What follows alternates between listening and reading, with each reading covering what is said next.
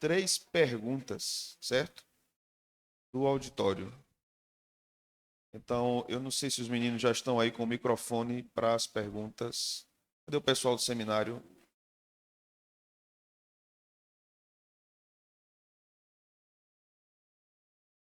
Então, nós vamos ter 3 perguntas do auditório. Eu acho que o microfone já deve estar pronto ali atrás, pelo menos eu fiquei sabendo que estava.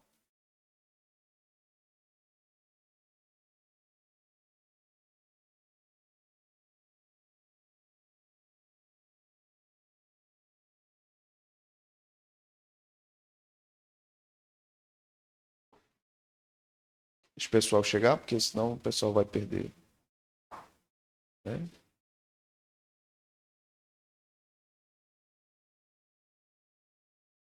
Eu preciso de alguém com microfone. Algum ajudante aí que me ajude aqui com o microfone sem fio. Aqui. Pronto, vamos ter 2. Raniel fica do lado de cá, o Beraci fica do lado de lá. E já temos 2 mãos ali ansiosas pela. Som. 2. Tem mais alguém que deseja fazer alguma pergunta? Já temos 2. Pronto, aqui, voltam aqui na frente. Já temos 3. Irmãos, Dr. Eberlin tem tratado esse assunto já durante muito tempo, muitos anos, à luz da ciência e também à luz das escrituras. Tem feito um trabalho gigantesco de pesquisa. A Sociedade de Design Inteligente é enorme, ele pode falar depois sobre isso. Os congressos vão acontecendo anualmente, ele falou, e esse ano também vai ocorrer. E quem sabe um dia a gente traga para Caruaru, né? Congresso de Design Inteligente.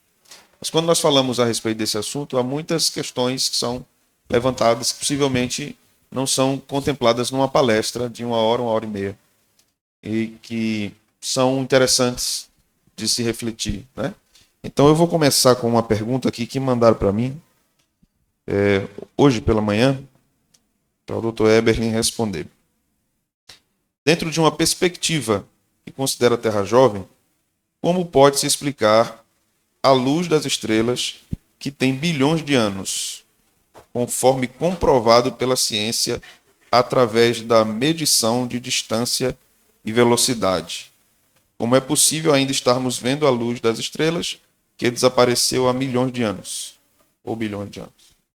Muito bem. Olha, essa é uma pergunta recorrente e bastante pertinente, porque, obviamente, nós não sabemos com absoluta certeza a idade do universo. E nós temos que nos basear nas evidências. E sempre tivemos evidências de um universo jovem e, por outro lado, evidências de um universo antigo. A evidência mais forte para o universo antigo é exatamente esta. Universo que tem uma dimensão de bilhões e bilhões de anos-luz, e a gente conseguiu detectar uma luz que teoricamente teria sido emitida há bilhões de anos agora. Então, se você pega e aplica as leis da física, o universo seria antigo, teria bilhões de anos. Concordo, não discordo. É uma evidência a favor de um universo antigo. Agora, por outro lado, temos várias evidências de um universo jovem. Então, isso que se chama em ciência de um paradoxo. Você tem evidências a favor de uma teoria A e evidências a favor de uma teoria B. O que é que você faz num paradoxo? Você fica do lado que tem mais evidências. Então, nós temos hoje, além de todas as evidências que eu mostrei para vocês aqui, carbono 14 em diamante, cometas, o Júpiter não pode estar há bilhões de anos por aí. As galáxias estão todas já estruturadas desde o início, emitindo todos os elementos. Várias e várias evidências de que o universo seria jovem. Pior, hoje nós temos a foto. E foto é real, a foto é coisa que você pega na mão, é um dado inquestionável. A gente tem uma foto do universo no seu início e ele está muito, muito parecido com o universo hoje. A gente sabe que o universo está envelhecendo, está se desgastando, então ele não pode ser velho, ele é jovem. A gente sabe que é jovem. Então, a teoria A de que o universo é jovem, hoje tem muitas e muitas evidências e fortíssimas evidências. Tem até uma foto. Do outro lado está essa história de que a luz teria viajado por bilhões e bilhões de anos. Mas eu vou fazer uma pergunta. Alguém ficou observando a luz viajando por bilhões de anos até ela chegar aqui? Não, essa é uma mera inferência. Nós estamos inferindo que, se sabemos a velocidade da luz e que o universo é antigo, e uma luz do início do universo chegou até aqui, que o universo é antigo. Mas ninguém constatou isso na prática, ninguém observou por bilhões de anos a luz viajando. Então, essa é uma mera inferência. O que nós temos que fazer agora? Resolver esse problema. Num paradoxo, você resolve um dos lados do paradoxo. O lado a ser resolvido é o lado da luz que viajou bilhões e bilhões de anos. Temos como resolver esse paradoxo? Pior que temos. Tem vários criacionistas que têm hipóteses para explicar esse paradoxo. Olha, Deus poderia ter criado o universo todo ao redor da Terra e expandido esse universo numa velocidade muitas vezes superior à velocidade da luz. Para o observador terrestre, teriam se passado um dia. Para o universo, ele teria envelhecido nesse processo artificialmente por bilhões de anos. Então, a idade do universo é uma idade aparente de bilhões de anos, mas não é uma idade real. E essa luz poderia chegar nessa expansão aqui quase que imediatamente. Tem outra teoria do Jason Lisle, que eu citei o livro dele aqui, que é o livro chama A Física de Einstein, falando sobre a teoria da relatividade de Einstein. Ele fala das equações de Maxwell para a luz, para a propagação da luz, velocidade da luz. Ele diz, olha, tem dois coeficientes lá, que nós arbitrariamente decidimos que eles seriam iguais, mas que não necessariamente precisam ser iguais. E ele diz assim, olha, se você mudar esse coeficiente para esses valores, a luz poderia chegar na Terra, de qualquer ponto de distância da Terra, imediatamente, a partir do momento que ela é emitida.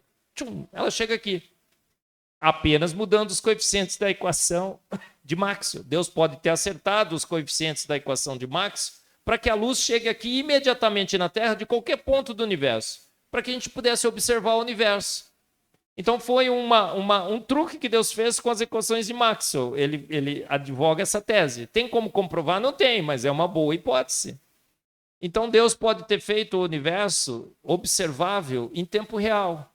Por quê? Porque os céus declaram a glória de Deus. O firmamento anuncia as obras de suas mãos. Como é que a gente poderia ter um universo imenso, porque Deus é imenso, sem poder observar a sua grandeza? Então ele fez a luz chegar aqui.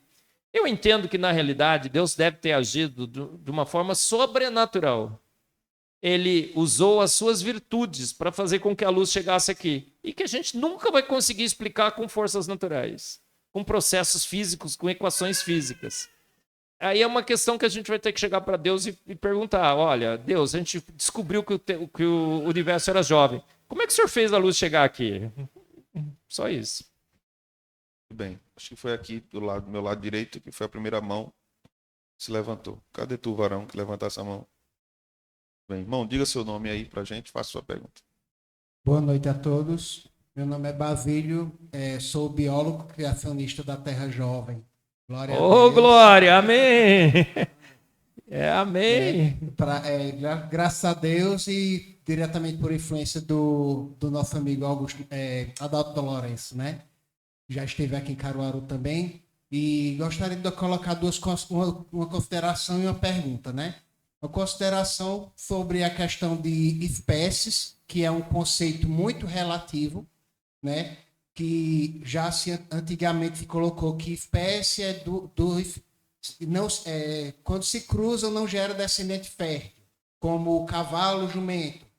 Mas hoje a gente já sabe que tem leão na Índia com tigre, gera um ligre que é um híbrido fértil, né? Então a gente tem visto muitos cientistas que têm recategorizado espécies com genética e tal, e está quebrando famílias, e assim, tem virado uma sopa ali, e muitos deles estão até buscando novas espécies para encher seus currículos, onde na verdade são variedades de uma mesma espécie, né? Então acaba que fica bagunçando o meio de campo, né? E para a gente que trabalha de uma forma, porque a gente trabalha com plantas, né? Eu e minha esposa somos paisagistas aqui, então a gente às vezes usa o nome de uma planta hoje e amanhã já é outra coisa, né? Então é bem complicado isso. Mas o bom é que a gente trabalha pensando em tipos, né? Tipos é mais próximo do conceito de espécie bíblico. Mas a pergunta que eu gostaria de fazer é sobre a sociedade, né? Design inteligente, de que se ela trabalha com evidências, né? De como é que a sociedade tem apresentado, principalmente aos críticos, né? Do design inteligente, do criacionismo, como é que ela tem apresentado essas questões de não, nós somos em cima de dados, para poder não ficar como eles criticam, mas vocês têm o pressuposto bíblico, vocês têm pressuposto religioso em cima das suas premissas, né? Aí como é que vocês têm trabalhado com relação à crítica? Seu nome, novamente, irmão, por favor. Basílio. Basílio, maravilhoso. E é sensacional descobrir mais um Adalto, né? Um discípulo do Adalto aqui, né? O Adalto fez grandes e numerosos discípulos no Brasil. A gente é tudo discípulo de Cristo, eu sei. Mas Deus usa homens para que através da inspiração se tornam também grandes apologetas. E Adalto fez um trabalho absolutamente fantástico no Brasil. E todo lugar que eu vou, eu encontro discípulos de Adalto. Mais um em Basília, sensacional. Que trabalho imenso que o Adalto fez, né? Às vezes a gente precisa perder para perceber a falta que aquela perda nos faz. Sobre as espécies, Basílio, o livro do Michael Behe, você já leu A Involução de Darwin? Sensacional. Ganhou de presente, vou mandar um para você, tá bom? Vou te dar um código que você vai pedir lá. Ele fala que a gente descobriu pela ciência hoje que o limite da diversificação está nas famílias, caninos, felinos e tudo mais. E que a diversificação ocorre em gênero e espécie. E as espécies vão sendo geradas, às vezes não cruzam mais, porque toda vez que você saca do pool genético para se diversificar, você involui, você torna menos apto. E vai se afastando tanto da família original que às vezes você não cruza mais entre si. Isso é normal. E o caminho da diversificação leva à extinção, não à evolução. É sensacional o livro do Michael Behe. E ele diz que, portanto, a espécie de Gênesis é a família hoje, da taxonomia moderna da biologia. Como que a gente defende as nossas posições? Com palestras, com seminários, com lives, com livros. Todas as palestras do Design Inteligente, 28 a 30 de junho, você está convidado a estar lá com a gente, Basílio. Seria sensacional. O pastor está vendo aqui até uma forma da igreja... Ele disse que sim, Basílio. Olha, eles vão até dar aí uma ajuda, viu? Para que você esteja lá com a gente. Nas palestras, você percebe claramente que a gente discute ciência. Então vai lá, o professor vai falar sobre espécies, conceito de espécie. Mariana Assay é doutora em biologia, em bioquímica. O Ricardo Marques também, formado em bioquímica. O professor Pena Firme é biólogo, químico e biólogo. São cientistas. O Daniel Pimenta vai falar sobre o conceito de beleza, como que a beleza não bate com o darwinismo, né? As coisas não precisariam ser belas e são, né? Darwin não tem explicação para beleza. A gente devia ser feio mesmo, né? Para espantar os predadores. Então, é ciência na sua mais pura essência. São todas palestras científicas discutindo o DNA, a especiação, as mitocôndrias, as chaperonas, as proteínas, tudo ciência mesmo. Na física, o professor Adalto falava sobre o ajuste fino, as leis da natureza. Muito, muito interessante, porque mostra que a teoria do design inteligente, a ciência na sua mais pura essência, são argumentos científicos que são utilizados para defender que uma mente inteligente fez todas as coisas. As implicações filosóficas e teológicas a gente dá nas nossas palestras depois, fora da teoria, né? Você vê que as minhas implicações filosóficas e teológicas são muito fortes, né? Mas são baseadas em boa ciência, tá bom? Perfeito. Aqui, o meu O lado pastor falou perfeito, significa que ele concordou com aquela apoio aí. Não, concordei com o final. Com o final. Boa noite, meu Boa nome noite. é Jefferson. Eu tenho uma pergunta aqui a respeito do capítulo 1 de Gênesis, do 6 ao 8, né? Porque é um texto que é um pouco obscuro. Eu sei que não altera a nossa fé em Cristo, né? Mas para a questão de crer no literalismo da Bíblia é um pouco obscuro. Então, eu não sei se também tem essa explicação científica. Eu vou ler aqui para o irmão. E disse Deus: haja firmamento no meio das águas e separação entre águas e águas. Fez, pois, Deus o firmamento e separação entre as águas debaixo do firmamento e as águas sobre o firmamento. E assim se fez. E chamou Deus ao firmamento céus. Minha pergunta é essa: há uma explicação científica? Olha, como é que você chama mesmo? Jefferson. Jefferson, eu vou apelar para o professor Adalto Lourenço, pode? Ele tem, nas suas lives, nos seus livros, uma explicação absurdamente sensacional sobre essa separação entre as águas de baixo e as águas do céu. Há explicações científicas muito, muito bem elaboradas sobre todo o relato de Gênesis 1 e 2. E no livro do professor Adalto Lourenço tem um capítulo específico sobre essa separação das águas. Eu não lembro exatamente os detalhes, por isso que eu não quero falar para você agora, tá bom? Mas eu sei que é sensacional a explicação que ele dá lá. Então, posso te jogar para o Adalto? Gênesis 1 e 2, tem o livro? Compra, tá bom? Berlim, licença, ele fala sobre a composição das estrelas que contém o H do hidrogênio. A água permeia o universo. Esse que é a explicação que a Adalto dá. A água permeia o universo. Essa água citada acima do firmamento seria a água contida nas estrelas em tudo que é... Isso. Bem, próxima, acho que é o Valton aqui na frente, né? Aqui, Raniel. Aqui. Boa noite. Boa noite. Meu nome é Valton, sou membro aqui da igreja aqui de Congresso de Caruaru. Bem, só para esclarecer, eu creio que, obviamente, Deus criou, ele fez a criação em 6 dias pela fé, pela leitura da palavra, eu creio nisso. Mas se a gente apresenta o design inteligente como uma teoria científica, a gente precisa, por exemplo, em uma discussão, apresentar os estudos e dados científicos para explicar, né, os fenômenos e tal. Aí eu fico, assim, minha área é matemática, eu praticamente escapo dessa discussão, mas eu fico pensando no pessoal das ciências naturais, né? Sei lá, astrofísicos, cosmólogos, químicos, como o senhor, o pessoal das ciências naturais deve sofrer mais com isso. Imaginando, sei lá, o astrofísico que ele estuda a expansão do universo, ele faz as contas lá, vê que o universo, sei lá, tem 3 bilhões de anos, né? E só que a fé dele contrasta com isso. Então, como é que a gente pode buscar as informações, né, os artigos científicos, onde são publicados os dados que corroboram, né, a teoria científica do design inteligente. Como é que a gente pode, em uma discussão, né, científica, apresentar o contraponto?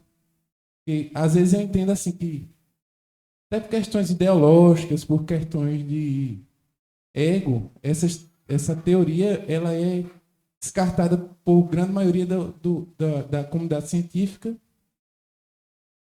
Eu não sei onde é que esses trabalhos são publicados e tudo mais. Então, minha dúvida é essa. Perfeito. Nós temos feito no Design Inteligente, não só no Brasil, mas no mundo, um grande esforço para publicar artigos científicos.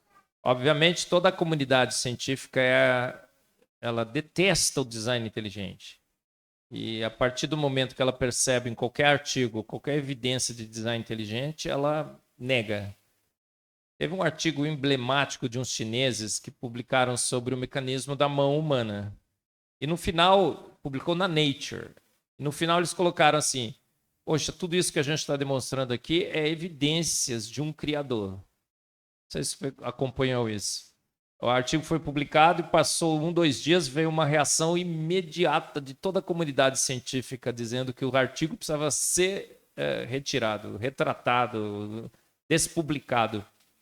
Fizeram tanta pressão que os chineses aceitaram mudar, tirar o criador do texto. Colocaram lá, feito por um design natural, alguma coisa assim. É nessa situação em que a gente enfrenta. Mesmo que a gente consegue publicar o artigo, a comunidade científica inteira se revolta contra o artigo e manda retirar ou modificar. Mas, mesmo assim, há uma lista do Discovery Institute nos Estados Unidos de centenas de artigos que foram publicados à luz do design inteligente. Defendendo o design inteligente na biologia, na cosmologia, na astronomia, na bioquímica, vários e vários, tem muitos e muitos artigos. O Discovery Institute agora, nos Estados Unidos, financia projetos de pesquisa. Eu tenho 2 que são financiados por ele aqui no Brasil. A gente está publicando artigos. A gente fez uma comparação do proteoma dos chimpanzés e dos humanos. Sensacional, o artigo foi aceito. Eu vou apresentá-lo num congresso em 1º de junho nos Estados Unidos. A gente vai submeter o artigo. Eu revisitei aquela sopa de Stanley Miller sobre os blocos fundamentais da vida. A gente vai publicar outro artigo. Tem um artigo sobre os ribossomos. Tem vários artigos que a gente está publicando. E o crescimento das publicações do design inteligente no mundo está sendo agora exponencial. Está aparecendo de todos os cantos, de todos os lugares. Então tem muita literatura, tem muito livro, tem muito artigo. Sobre a idade do universo, a gente já tinha várias evidências, mas o James Webb detonou, inclusive a expansão do universo. Se o universo estivesse em expansão, as galáxias apareceriam muito grandes, elas aparecem pequenas. Só tem um efeito da distância, não tem efeito de expansão. Então, todo o modelo cosmológico padrão ruiu. E o modelo mais corroborado foi o modelo do universo feito pronto. O Sacani, outro dia no programa dele, não sei se você assiste o Gordinho Simpático, né? Ele disse assim, olha, gente, tem esses artigos aqui que saíram, veja bem, as galáxias estão prontas, todas estruturadas, a expansão não se vê mais, tudo que aquele pessoal do design inteligente, do criacionismo gostaria de ver. Então, os artigos estão por aí, as evidências estão todas por aí, a gente está publicando, está crescendo exponencialmente. E se você quiser, eu te mando uma lista de vários artigos. Os livros fazem grande sucesso, vende os livros do design inteligente nos Estados Unidos. O Stephen Meyer teve naquele podcast mais assistido no mundo. Não vou lembrar o nome, ele tem 45 milhões de seguidores. Ficou 2 horas falando sobre o design inteligente lá. O Marcus Eberlin teve no Flow, não sei se você viu. No Inteligência Limitada. Então a gente está realmente. Quantas horas o debate? No Flow foram 4 horas, né, junto com o Rodrigo Silva. 10 horas e 45 minutos, né? Então, a teoria científica do design inteligente tem cada vez mais sido corroborada por artigos científicos, evidências científicas e descobertas científicas. Não tenha dúvida, a ciência na sua mais pura essência.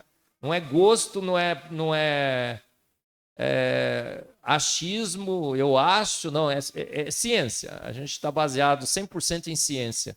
E todas as implicações filosóficas e teológicas que a gente apresenta são baseadas em evidências científicas. Quando eu falo que o universo é jovem, eu falo do carbono 14, que está no diamante, não pode, que o Saturno não pode ter uma temperatura de menos 153 graus Celsius. Cometa não pode estar viajando pelo universo. As fotos do James Webb. Então é tudo ciência. Ciência na sua mais pura essência, e tem vários artigos científicos que podem ser citados já, apesar de toda uma campanha da academia tentando cancelar, aniquilar, não deixar publicar. A gente está escapando e está conseguindo publicar. Gente, chegamos ao fim de nossa conferência. Tem mais uma pergunta ali? Isso. Então vamos lá. a Ótimo, última, vamos a nós. última.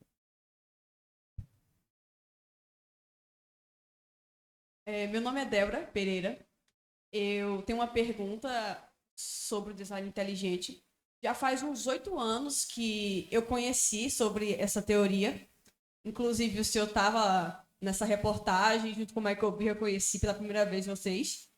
E nessa reportagem apresentou um dado científico que me interessou muito, mas surgiu uma questão para mim.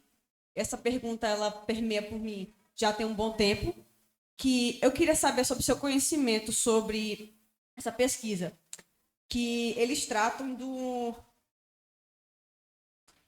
acerca de uma descoberta de um padrão no DNA, padrão numérico, e que esses pesquisadores, para poderem conhecer, saber o que significa aquele padrão numérico, eles pegaram a língua hebraica e puderam transcrever aquilo ali, traduzir aquela numeração, já que a língua hebraica ela contém, as palavras também elas são números, e viram que havia uma repetição de um nome, e esse nome se repetia várias e várias vezes no DNA, que era Javé.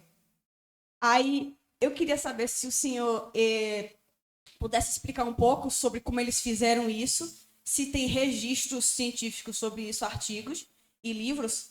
Eu tenho muita curiosidade sobre isso. Olha, sim, eu também. O que acontece, a reportagem que você deve ter visto, como é que é o seu nome mesmo?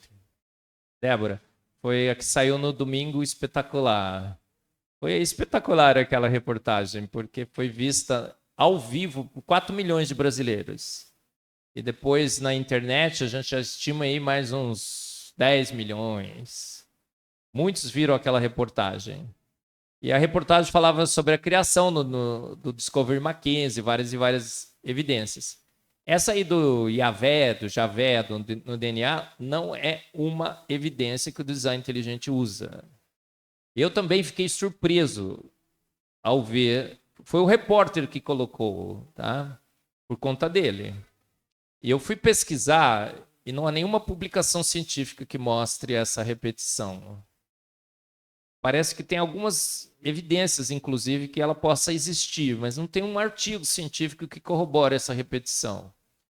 Então, eu nunca usei, ninguém no design inteligente nunca usou essa evidência, porque não é corroborada cientificamente. Ela pode até existir. Olha, eu já procurei vários e vários artigos, tem gente que fala que existe, que mediu, mas a gente não acha referência. Agora, precisa dessa evidência? Claro que não. O DNA é uma prova evidente que foi Deus que fez. Códigos só emanam de mentes inteligentes. Ponto número 1. Premissa número 1. Códigos só emanam de mentes inteligentes. Códigos não podem ser regidos por forças, porque senão você perde toda a lógica da codificação. Códigos são estabelecidos arbitrariamente. Quem diz que 1000001 no código ASCII é a letra A? O criador do código ASCII arbitrariamente definiu aquela sequência como correspondente à letra A. Não tem nenhuma força, não há nenhum padrão que diga que aquilo lá é a letra A. Foi uma mera escolha de uma ser inteligente. Todos os códigos são assim. Você precisa de decisões arbitrárias que correlacione caracteres com uma informação específica. A letra A, 10001.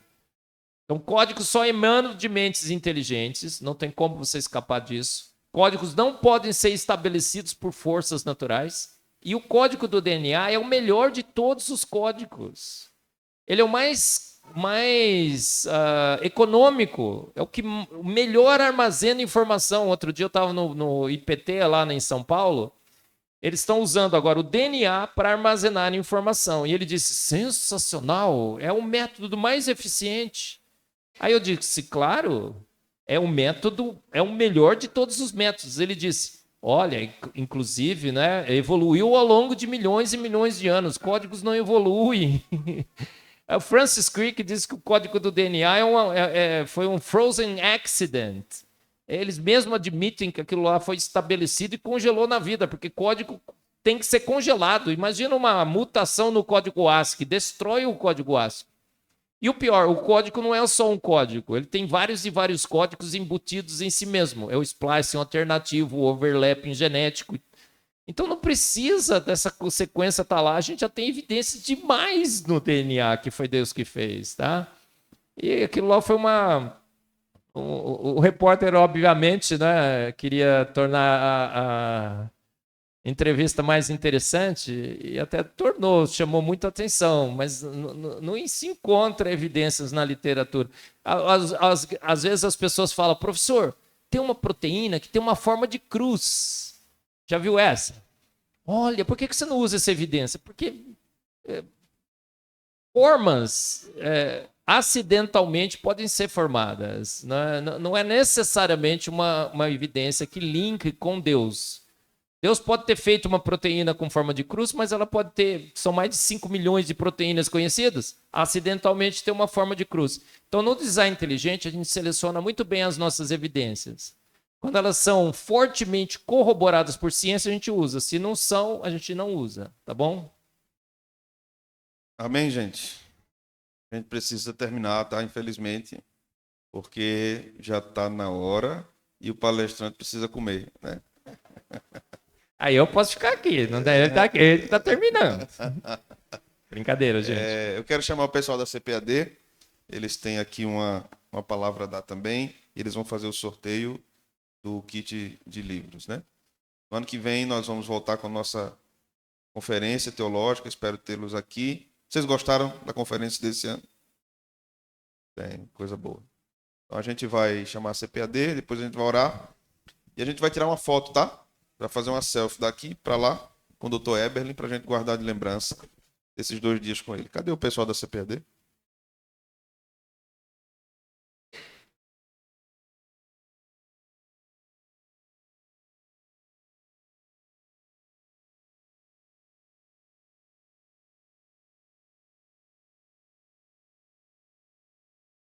Graças a Pai, meus irmãos. Louvamos a Deus por estarmos aqui com os irmãos. É uma alegria imensa, uma honra. E agora vamos ter a oportunidade, né, pastor Thomas, de fazer um sorteio para aqueles que conseguiram fazer a inscrição. Esses brindes aqui que vão ajudar vocês e muito. Reverendo, cite, por favor, aí um número de 1 a 100. Diga aí um número. Aliás, perdão, de 1 a 121.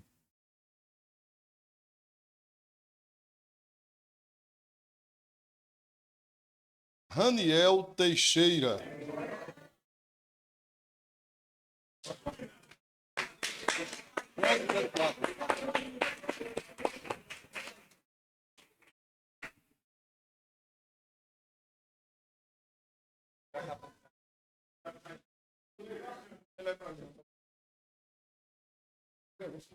Pega a gente.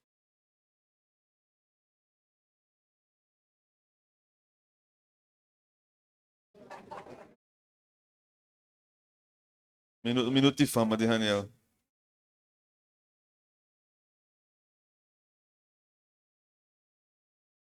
Em nome da CPAD também, pastor, a gente, representando aqui o nosso gerente, o irmão Williams, e o nosso diretor, o irmão Ronaldo, queremos também presentear o senhor, o professor Marcos, com 2 brindes. Por favor.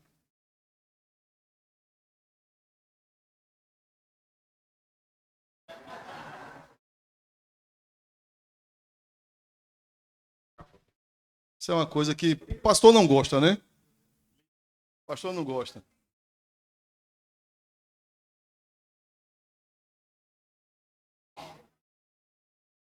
Pastor Marcos, professor Marcos, uma singela. Espero que o senhor não tenha. Não, pelo amor de Deus, pelo amor de Deus. Estamos brindados, estamos brindados.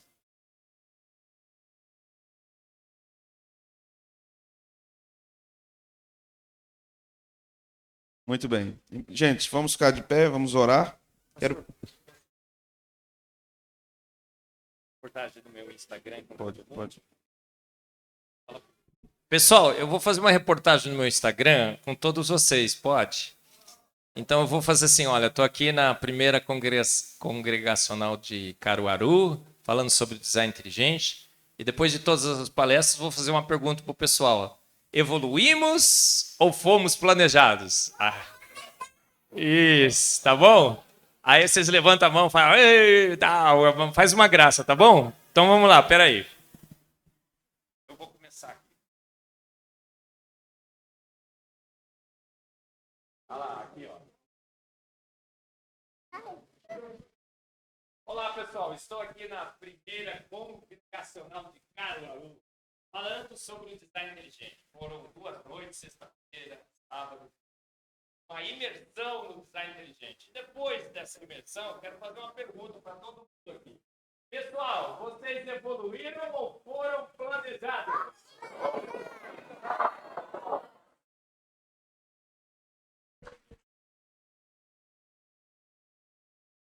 Coisa boa, né? E quero convidar o pastor Antônio Carlos, professor do nosso seminário, para ele orar, encerrando essa conferência. E depois a gente vai fazer uma foto com todo mundo, tá? Vamos orar, irmãos. Senhor, queremos te agradecer, ó Pai, por mais esse dia que o Senhor nos concede, ó Deus, segundo a tua palavra, a tua graça sobre nossas vidas.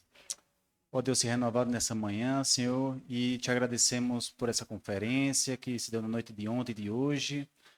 Ó Deus, queremos te pedir que o Senhor nos abençoe de volta aos nossos lares, também abençoe o pastor Marcos Webley, que ele possa ter um retorno debaixo da tua graça e proteção, que possamos sentir esse desejo, Senhor, de sempre conhecer mais da tua palavra, aprender mais da tua palavra e sempre estar disposto a responder todos aqueles que nos perguntarem acerca da nossa fé, ó Deus.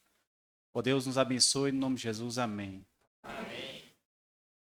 Irmãos, alguns avisos. Primeiro temos a livraria, dê uma passadinha lá.